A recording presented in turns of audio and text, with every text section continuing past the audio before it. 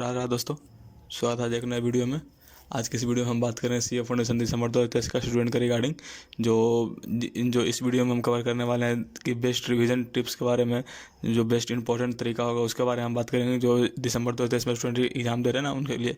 क्योंकि बहुत सारे स्टूडेंट का मैसेज हमारे पास आ रहा था कि रिवीजन के लिए भी थोड़ा सा वीडियो थोड़ा लाइए, तो इस वीडियो में उसी के बारे में बात करेंगे किस तरह से आप बेस्ट रिवीजन करें ताकि कम समय में पूरा सिलेबस कवर हो सके। जो स्टूडेंट अभी तक कुछ भी नहीं पढ़ा वो पास होने के फिराक पे है, तो उनके लिए भी इस वीडियो में बात करें तो उनके लिए एकदम बेस्ट वीडियो होने वाला है। ठीक है, तो वीडियो को बिल्कुल भी स्किप नहीं करना, बिल्कुल लास्ट तक देखना, क्योंकि वीडियो आप उन स्टूडेंट के लिए जो तक बिल्कुल नहीं पढ़ा उनके लिए रामबाण साबित होने वाला है। ठीक है, तो अभी तक चैनल को सब्सक्राइब नहीं करो तो क्या करो यार, फटाफट सब्सक्राइब करो, वीडियो को लाइक करो, चैनल को शेयर करो, क्योंकि ये आपके लिए बहुत ही बेस्ट वीडियो होने वाला है। ठीक है, और इस चैनल पर हम इसी तरह आपको हम गाइड करते रहेंगे किस तरह से क्या करना है नहीं करना। तो आइए वीडियो हम आगे देखते हैं।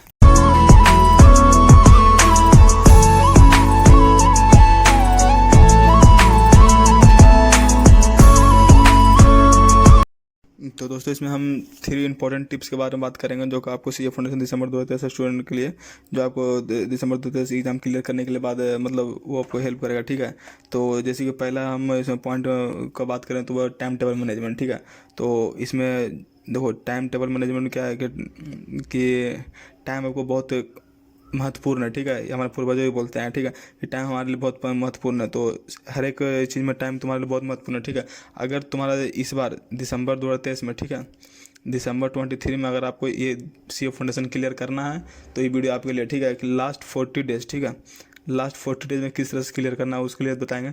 तो अगर दिसंबर 2023 में, तो तुम ये मान के चलो कि लास्ट 40 डेज में तुम्हारा अगर ओवरऑल तुम्हारा भी सिलेबस जितना भी कंप्लीट हुआ, ठीक है, अगर सिलेबस तुम्हारा जितना भी कंप्लीट हुआ डजेंट मैटर। ठीक है, लास्ट 40 डेज में तुम्हारा सिलेबस पूरा फुल कवर होना चाहिए। ठीक है, उसके लिए हम इसमें पॉइंट बताएंगे अगर तुम्हारा लास्ट 40 डेज में सिलेबस क्लियर करना है तो ये पॉइंट तुम्हारे लिए। ठीक है, कि अगर मान लो कोई भी चैप्टर स्टार्ट करो, कोई भी सिलेबस स्टार्ट, कोई भी सब्जेक्ट स्टार्ट कर रहे हो, चारों पेपर में से कोई भी, तो तुम उसको डिस्ट्रीब्यूट करके चलो। ठीक है, कि ये पेपर फर्स्ट का 10 डेज इस पेपर के लिए, ठीक है, नेक्स्ट का 10 डेज इस पेपर के लिए, नेक्स्ट का 10 डेज इस पेपर के लिए। ठीक है, इस तरह से तुम क्लियर करके चलो ना, तो तुम्हारा क्लियरिटी होगा ज़्यादा, सब्जेक्ट पे भी और सारे विषयों पे भी और कॉन्सेप्ट भी तुम्हारा क्लियरिटी होगा। ठीक है, तो अगर ये सारे चीज़ हो जाता तो देखो एनी हाउ तुमको इतना करने के बाद 40 डेज में एनी हाउ सिलेबस कंप्लीट होना चाहिए। ठीक है, अगर तुमसे ये तुम पहले दिन ये करके चलो कि इतना करके चलें, नेक्स्ट तुम्हारा लग रहा है कि अगर नहीं हम 40 डेज में हमारा क्लियर नहीं हो पाएगा, तुम उसको बढ़ाओ। ठीक है, तुम एनी हाउ 40 डेज में सिलेबस क्लियर होना चाहिए। ठीक है, एनी हाउ। ठीक है, और लास्ट 15 डेज में क्या करना, नेक्स्ट 15 डेज में 15 डेज का टाइम में तुम्हारा रहेगा, उसमें तुम्हारा पूरा 1 शॉट रिवीजन जो होता है ना, 1 शॉट रिवीजन। अगर इतना करने के बाद, ठीक है, इतना करने के बाद लास्ट 10 दिन या 15 दिन जो भी टाइम बचे उतना दिन वो 1 शॉट रिवीजन। ठीक है, 1 शॉट रिवीजन के लिए तुम रखना। ठीक है, 10 से 15 दिन का टाइम बचेगा तो उसके बाद ही तुम्हारी इस चीज़ में कॉन्फिडेंस आएगा। ठीक है, क्योंकि ये बहुत ज़रूरी है। ठीक है, टाइम टेबल मैनेजमेंट बहुत ज़रूरी है। टाइम टेबल मैनेजमेंट नहीं बनाओगे तो, ठीक है, आगे तुम्हारा सारा चीज़ क्लियर होगा। ठीक है, तो इसमें जो पहला था वो टाइम टेबल मैनेजमेंट था। दूसरा हम इसमें बात करेंगे वो है कि आरटीपी के लिए। ठीक है, कि डू आरटीपी प्रॉपरली। ठीक है, आरटीपी देखो बहुत सारे फाउंडेशन में तो अभी तक नहीं किए हैं, वो बहुत सारे स्टूडेंट जी भागते हैं आरटीपी, एमटीपी, पीवाईक्यू से या मॉक टेस्ट वाले पेपर से, एमटीपी से, ये सब भागते हैं।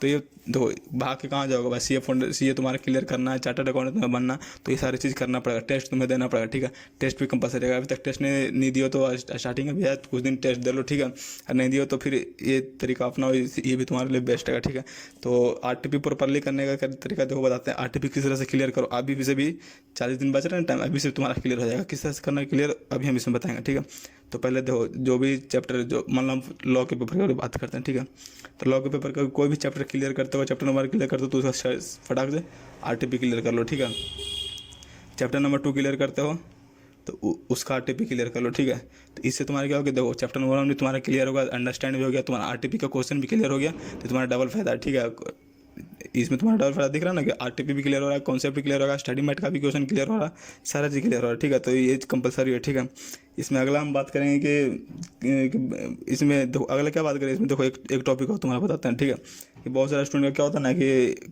चैप्टर पढ़ लिया और आरटीपी छोड़ दिया और बोलता क्या है कि बाद में देखेंगे। ठीक है, बाद में तो भाई बाद में टाइम नहीं बचता। ठीक है, अपने एक्सपीरियंस पे तुमको बता रहे हैं कि बाद में टाइम तुमको नहीं मिलेगा करने का स्टार्टिंग पे। ठीक है, तो अभी देरी मत करो। ठीक है, जैसे चैप्टर तुम्हारा पहले से कंप्लीट है, अगर जो मान लो कि कुछ चैप्टर क्योंकि तुमने पहले तो पढ़ा ना, ऐसा छोड़ने अभी करना। ठीक है, तो जो भी है तो पहले से अगर कंप्लीट है तुम्हारा तो जो चैप्टर है उसका तो RTP करो, ठीक है। और जो मतलब जो इसमें जो क्वेश्चन बैंक जिसके पास नहीं है तो वो ICAI के अकाउंट पे मतलब साइट पे जा करके लास्ट 3 अटेम्प्ट का वो डाउनलोड करके वहाँ से RTP क्लियर करना, ठीक है। इसमें तीसरा पॉइंट हम बात करते हैं वो है रिवीजन का, ठीक है। रिवीजन का, ठीक है। रिवीजन किस तरह से करना है देखो, ठीक है। रिवीजन का बेस्ट तरीका है वो रिटर्न फॉर्म में, ठीक है, लिख करके रिवीजन करना, ठीक है। लिख करके रिवीजन करना बेस्ट है, ठीक है। लिख कर रिवीजन बेस्ट करना क्या क्लियर क्या होता है, अगर तुम लिख कर रिवीजन करो तो ऑटोमेटिक तुम बोल के भी लिखोगे, ऑटोमेटिक बोल के लिखोगे तो बोल के लिखोगे, बार बार लिखोगे तुमको याद होगा, ठीक है। तो कम वहाँ पे लिखोगे बोल के लिखोगे तुम्हारा वर्ड टू वर्ड याद होगा, कॉन्सेप्ट क्लियर होगा, लिखने का हैबिट भी बन जाएगा, ठीक है। और लिखने का हैबिट के मतलब किस तरह से लिखने का क्या करना ना कि क्या करना कि प्रैक्टिस, चाहे वो देखो प्रैक्टिस लिखने का देखो तुम्हारा चाहे तीनों पेपर में हो जाएगा, ठीक है। चाहे तो वो अकाउंट्स का पेपर हो, चाहे तो वो लॉ का पेपर हो, या वो मैथ का पेपर हो। मैथ में तो क्वेश्चन आता है ना, इकोनॉमिक्स में तो ठीक है, मैथ भी MCQ आता है, इकोनॉमिक्स भी MCQ आता है, हमको पता है। लेकिन और भी तो पेपर है उसमें BCR है, BCK है, तो उसमें लेटर वगैरह आता है, फिर तो वहाँ पर तुमको लिखना पड़ेगा, इंग्लिश वाले पेपर में लिखना पड़ेगा, ठीक है। तो कोशिश करना है क्योंकि प्रैक्टिकल जो पेपर है उसमें तुमको लिखने का प्रैक्टिस करना ही पड़ेगा, ठीक है। तो इसमें हम पहले बात करते हैं प्रैक्टिस क्वेश्चन का किस तरह से, ठीक है। तो लास्ट के 10 दिन में क्या करना है ना, एटलीस्ट 2 टाइम्स ऑल मतलब सारे जो विषय का 2 बार लिखने का प्रैक्टिस करना क्वेश्चन का, ठीक है। किस तरह से क्वेश्चन के लिखने का प्रैक्टिस करोगे देखो अभी बताते हैं। लॉ का जैसे खत्म हुआ तो उसका RTP का क्वेश्चन है, तो RTP का चैप्टर नंबर 1 है इंडियन कॉन्ट्रैक्ट एक्ट, ठीक है ना। इंडियन कॉन्ट्रैक्ट एक्ट है, कॉन्ट्रैक्ट एक्ट है, उसका सारा माने प्रीवियस ईयर का 1 साल का या एक अटेम्प्ट का काफ़ी है, ठीक है। एक अटेम्प्ट का सारा क्वेश्चन उठा लिया, तुम्हारा पढ़ा हुआ है तो उसको तुम पूरा बनाओ, ठीक है। फिर जैसे ही चैप्टर तुम्हारा दूसरा मतलब रिवीजन होता है उसको बनाओ, ठीक है।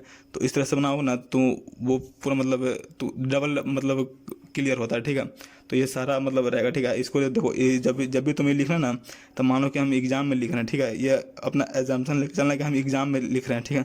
तो इस तरह से लिखोगे ना तुम्हारा मतलब एग्जाम का मोटिव भी मतलब पॉइंट ऑफ व्यू से भी क्लियर होगा। तो एग्जाम और टाइम भी देखना, अगर 5 नंबर का क्वेश्चन है उस RTP में तुम्हारा कोई मतलब लिख रहा है ये क्वेश्चन कितने नंबर का है क्या नहीं आ रहा है, ठीक है।